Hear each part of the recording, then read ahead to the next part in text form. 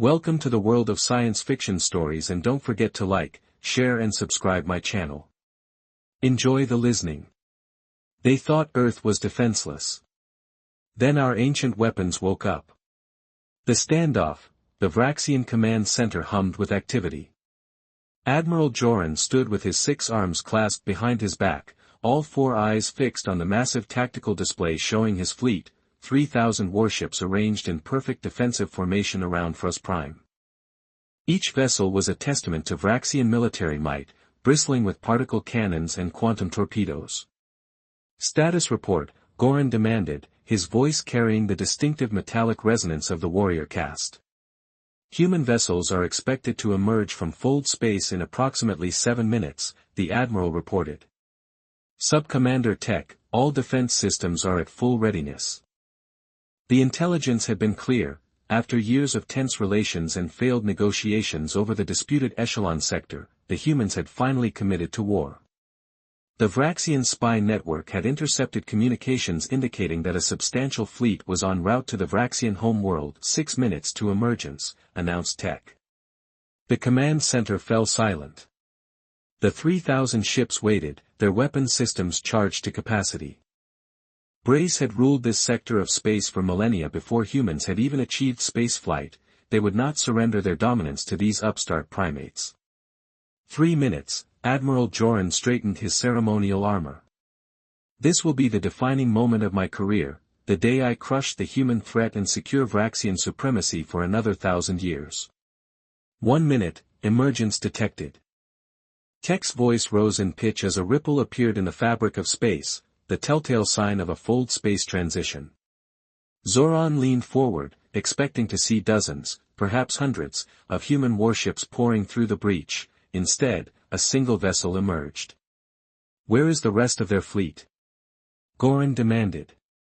Tech frantically checked her instruments. "There's nothing else, Admiral, just the one ship."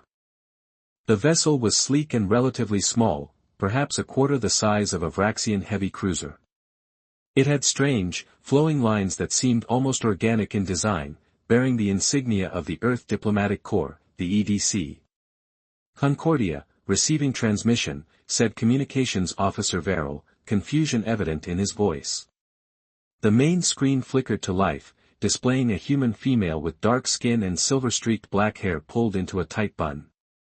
She wore a simple blue uniform adorned with silver insignia. "This is Commander Alina Reyes of the Earth Diplomatic Corps, vessel Concordia. I request immediate diplomatic parley with the Vraxian High Council." The command center erupted in whispers. Goran raised one of his hands for silence. "Is this some kind of trick?" he asked, turning to his intelligence officer. Officer Merrick shook his head. "Our scans detect no other ships within sensor range, Admiral, and no unusual energy signatures indicating cloaked vessels or hidden weapons platforms." Chin studied the image of the human commander. Her face showed no fear, only composed determination. This made no sense. The humans knew the Vraxian military strength. To send a lone diplomatic vessel was beyond foolish, it was suicidal. "Put me through," Joran ordered. The communication officer nodded. "Commander Reyes, this is Admiral Goran of the Vraxian Defense Force. Your request for parley is unexpected. We were informed that Earth had committed to war, a regrettable misunderstanding," the Admiral replied. Reyes offered a slight smile. "The matters we need to discuss are of utmost importance to both our peoples." "Where is the human fleet, Goran?" he asked directly. "Our intelligence indicated the substantial force." "I am the human fleet," Admiral Reyes said simply. Laughter rippled through the command center before Joran silenced it with a glare. "You expect me to believe Earth sent a single diplomatic vessel to confront the might of the Vraxian alliance?" "I don't expect you to believe anything without evidence," Reyes replied. "Which is why I request an audience with the High Council. Some things must be seen to be understood." Sean muted the transmission and turned to his advisors. "Opinions?" "It's clearly a trap," said Tech. "The humans must have developed some new stealth technology. Their fleet could be all around us, our sensors would detect something." Countered Officer Merrick, no cloaking technology is perfect. Perhaps they're buying time, suggested another officer, while their real fleet assembles elsewhere. Goran considered these possibilities, none seemed entirely satisfactory. He unmuted the transmission. Commander Riaz, you arrive in Vraxian space uninvited, at a time when our governments are on the brink of war, and you expect diplomatic treatment. If war was our intention, Admiral Riaz replied, we wouldn't be having this conversation. The Concordia comes with the authority to negotiate terms that would benefit both humanity and the Vraxian Alliance. One ship cannot dictate terms to the Vraxian Alliance, Joran said firmly. Riaz's expression remained unchanged. With respect, Admiral, you don't yet understand what one ship can do. There was something in her tone that gave pause, not a threat exactly, but an absolute certainty that sent an involuntary shiver down his spine. You have 1 hour to present your case to me, Joran decided. Then I will determine if this matter warrants the Council's attention. Thank you, Admiral. I look forward to our meeting. The transmission ended, leaving the command center in stunned silence. Order a detailed scan of that vessel, Joran commanded. I want to know everything about it, power readings, weapon systems, unusual technology, and maintain battle readiness. As his crew rushed to obey, Goran studied the image of the lone human ship floating against the backdrop of stars. It seemed almost fragile compared to the massive Vraxian warships surrounding it. What game are you playing, Commander Riaz? He muttered. Escorted Commander Riaz inside in person. She was shorter than he expected but carried herself with unmistakable authority. Commander Goran greeted her with a formal nod. Admiral, she returned the gesture. Thank you for agreeing to meet, I'm curious, Goran admitted, as they sat down. Our scans show your ship is armed but not heavily, you carry no planet-destroying weapons, no massive arsenal, yet you face the combined might of the Vraxian Alliance without apparent concern. Not all power is measured in firepower, Admiral. Then how is it measured? Commander Riaz placed a small device on the table between them. It projected a hologram of a star system, the Vraxian home system. 3 days ago, we placed quantum observation devices throughout your system, she explained. They're undetectable by conventional technology. Goran's expression darkened. Spying is hardly a basis for negotiation. Not spying, Riaz corrected. She touched the device, and the hologram changed to show what looked like technical schematics. These devices can alter the quantum state of matter within a defined radius, she continued. A demonstration might help you understand. She gestured to her security escort. May I? After a nod from Joran, the officer handed her a metal cup from a nearby table. Riaz placed it beside the hologram device and pressed a sequence. The cup shimmered for a brief moment, then collapsed in on itself, leaving only a fine dust on the table. Goran couldn't hide his shock. What did you do? Change the quantum binding properties of the metal, Riaz explained calmly. The devices throughout your system can do this on a planetary scale. Silence filled the room as the implication sank in. This is why one ship is sufficient, Admiral. The Concordia doesn't need to outgun your fleet, we simply need to deliver our message. War between our peoples would result in mutual destruction. Joran stared at the dust that had once been a solid metal cup. The Council will see you now, Commander Riaz, an aide announced. Sometimes the greatest strength comes not from having the largest army, but from changing the rules of engagement entirely. Commander Alina Riaz stood alone in her quarters aboard the Concordia, staring at her reflection in the small mirror. Dark circles underlined her eyes, the result of too many sleepless nights since receiving her orders. Computer playback of Earth Command's final transmission began.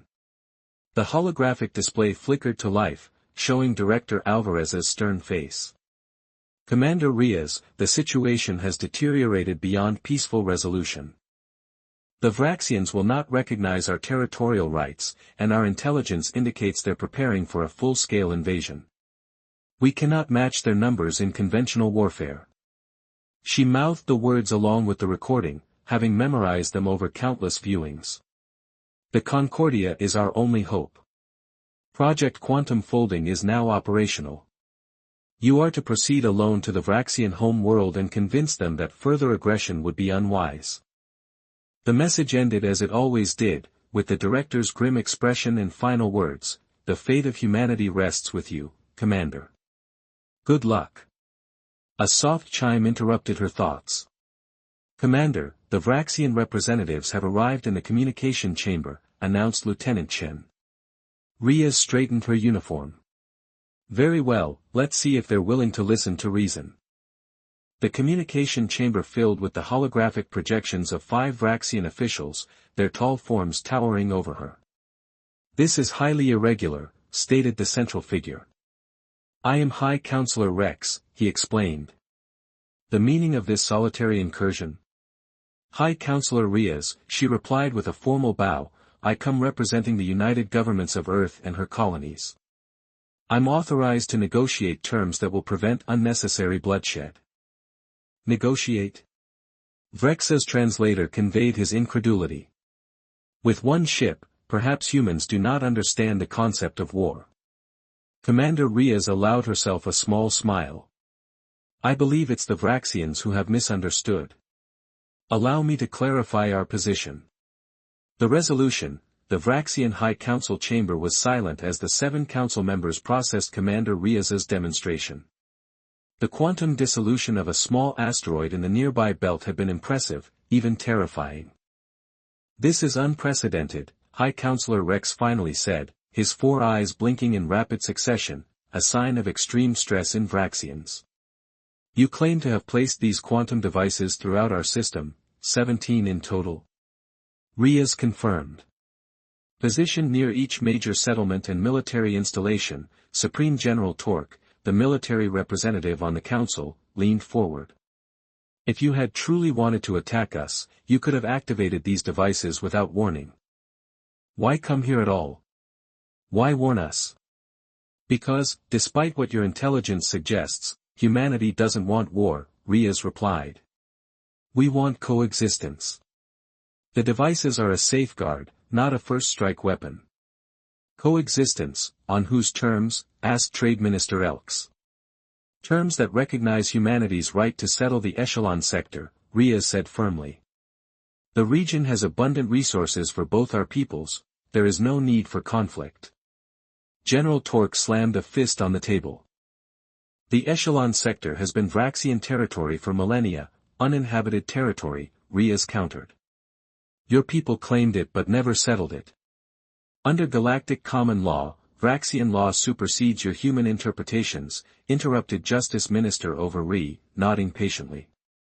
"Which is why I've come to negotiate rather than simply enforce our claim. Humanity recognizes the Frosian Alliance's historical significance and power. We seek partnership, not domination," a curious position for someone who has just demonstrated the ability to destroy our civilization, observed Science Minister Krell. "The devices are defensive, not offensive," Riaz clarified. "They will only activate if Earth detects a Vraxian fleet approaching our colonies or home world. We have no interest in conquest, only in protecting what is ours." "And we are to simply believe this?" asked FX. "The Concordia carries the complete specifications of our quantum technology," Ray said. "I'm authorized to share this information with your scientists as a gesture of good faith." The council members exchanged glances. "A recess is required for private deliberation," announced FX. When the Vraxian officials had left, Lieutenant Chen approached Riaz.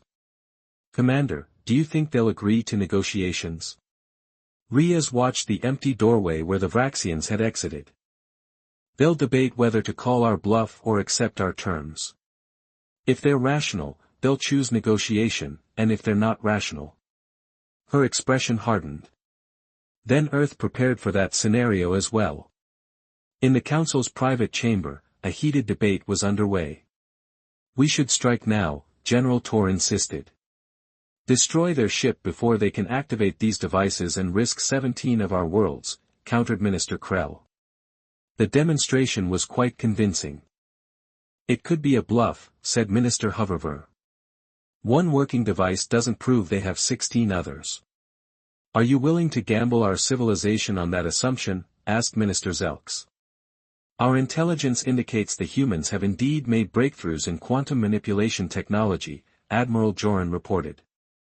Their demonstration is consistent with theoretical models our own scientists have developed. But if the humans have mastered this technology, why send only one ship? Asked Freeze. Why not bring their fleet as a show of force? Because they don't need a fleet, Shah replied quietly, and they're showing us that. General Torque scoffed.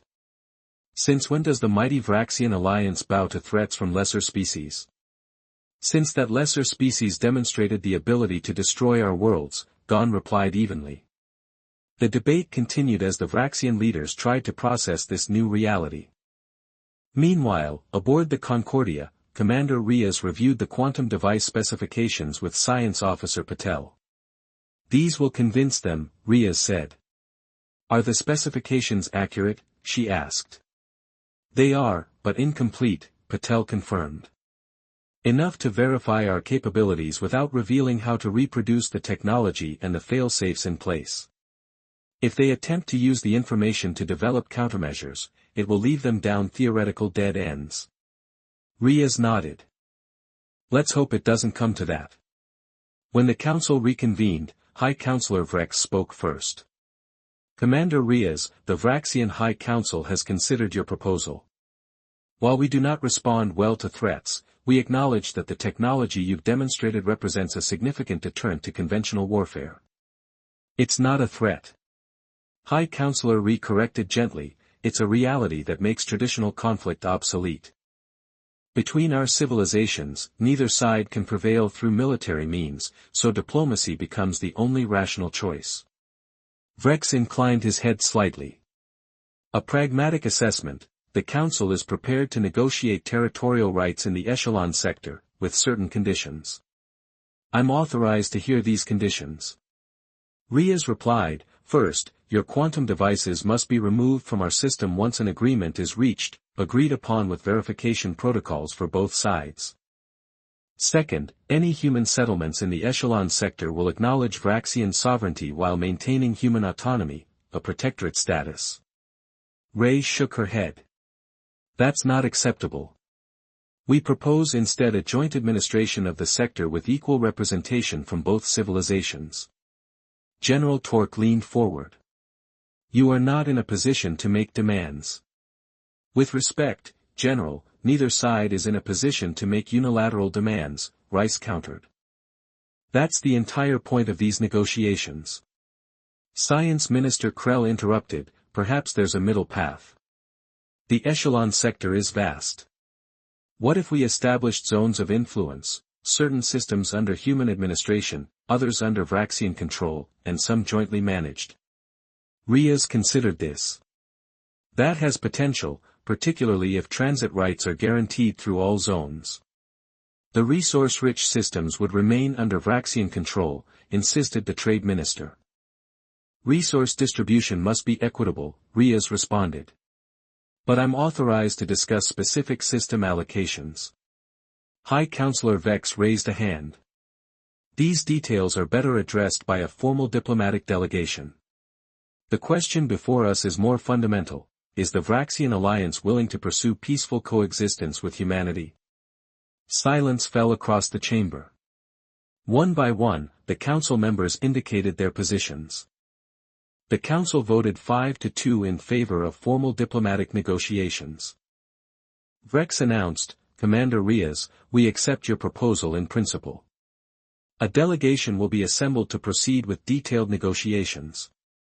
Relief washed over Riaz, carefully concealed behind a diplomatic smile. The United Governments of Earth welcome this decision. We look forward to establishing a lasting peace between our civilizations, she said. As the meeting concluded, Admiral Joran approached Riaz privately. Commander, a question, if I may, were there really 17 quantum devices placed throughout our system? Riaz met his gaze steadily. What do you think, Admiral? Goran studied her for a moment. I think, Commander, that the most effective weapon is one you never have to use. An astute observation, Admiral. Perhaps our peoples have more in common than we realized.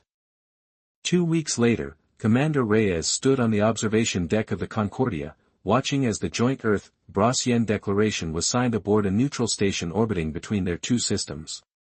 Lieutenant Chen joined her. Mission accomplished, Commander, Phase 1 accomplished, Reyes corrected.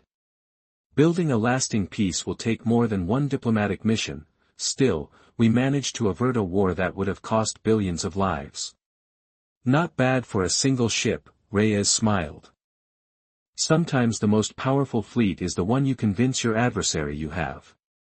Speaking of which, Chen hesitated, the quantum devices are being deactivated and retrieved as agreed. Rey replied, and the technology itself remains humanity's insurance policy. The demonstration was real, Lieutenant, even if our deployment capabilities were exaggerated. Chen nodded in understanding.